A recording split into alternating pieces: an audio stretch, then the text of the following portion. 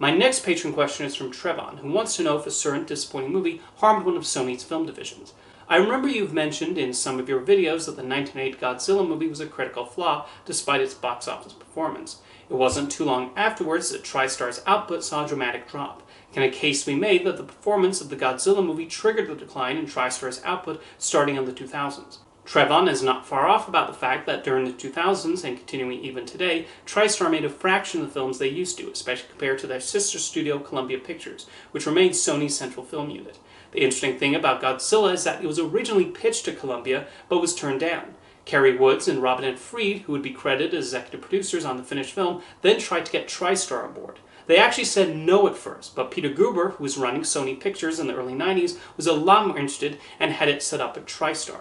As Godzilla spent its many years in development, TriStar showed an interest in producing these bigger budget projects. One of them was Jumanji, which had a budget of about $65 million.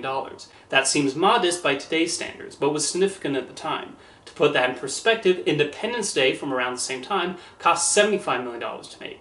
There was also Starship Troopers, although TriStar was more concerned about the potential cost of that one.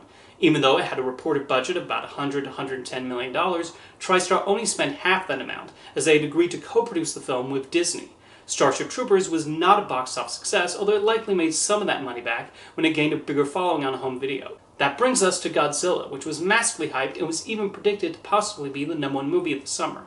It was not, as Armageddon and Saving Private Ryan both outgrossed it. The film did wind up turning a profit for the studio with its $379 million gross. However, audiences were left largely disappointed by it, and the film did not have good staying power. There were still a few rumblings at Sony about a potential sequel, albeit produced on a slightly smaller budget.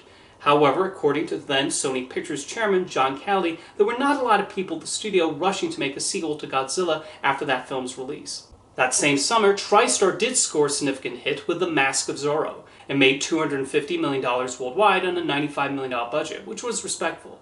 While it was a film Sony had confidence in before its release, it was not as overhyped as Godzilla.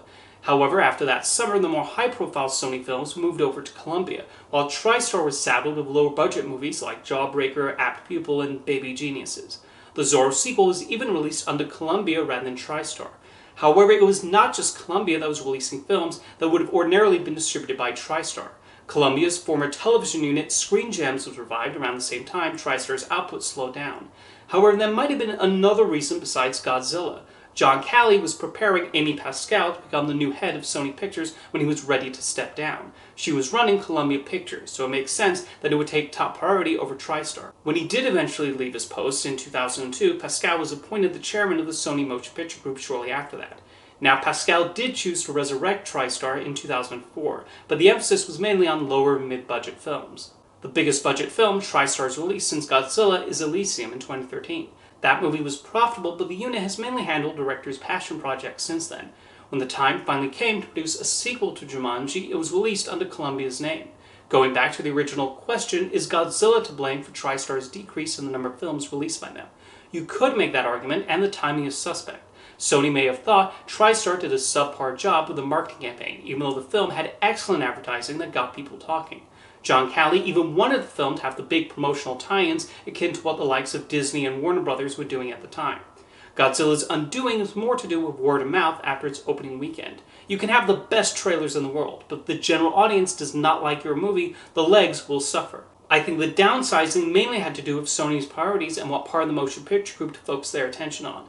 Films that might need bigger marketing campaigns would be handled by Columbia, although TriStar has been no slouch in their efforts. TriStar's clever advertising played a big role in the success of films like District 9 and Baby Driver. I'm sure what resulted in TriStar's role at Sony being downgraded involves a lot of complications we're not privy to, and the blame cannot entirely be put on one monster movie. These are all complete guesses on my part, though. Thank you for your question, Trevon.